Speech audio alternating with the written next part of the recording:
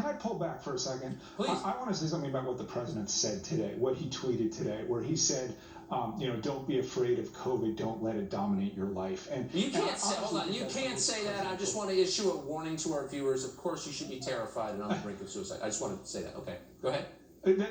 That's right.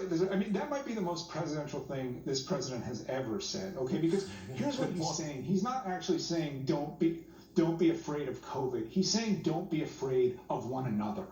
Okay, because this is a respiratory virus. It spreads between people. And the only way to really make it go away permanently is to lock us all away permanently. And that can't happen. That is not compatible with life. And something that I will never forget is walking around Times Square about 6 months ago, and walking around New York City, and it was deserted. It was as if a neutron bomb had gone off, and everyone was terrified. Nobody was going outside.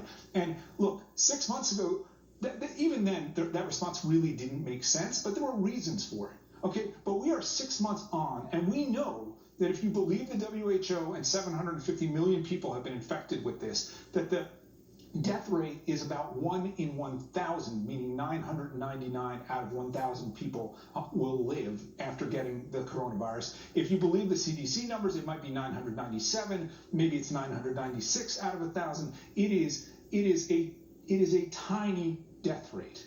And we have gone crazy, and we have sacrificed our kids, and we have sacrificed society, and Donald Trump walked out of that hospital today and said what needed to be said. We have to stop being so afraid of this. For this country, we put people on the moon. We're the first, manned flight in 1903. What has happened to us that this rather dismal virus has scared everyone to death? I do not understand it, and we have to get out of this. Because there's no answer for death in a society like ours.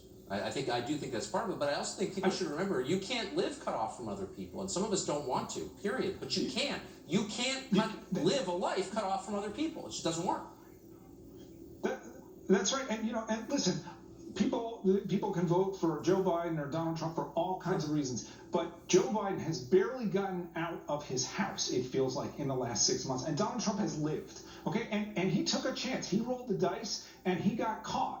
He actually did get the coronavirus, but guess what? It's not that dangerous, and it looks like he's going to be fine, even though he's a 74-year-old man who's mildly overweight. So that's the lesson we should take here. We need to live. It's funny how people attack you for saying things like that. I think that's the most affirming thing I've heard in a long time, and I'm really glad that you said it out loud. Alex Berenson, very much. Thank you.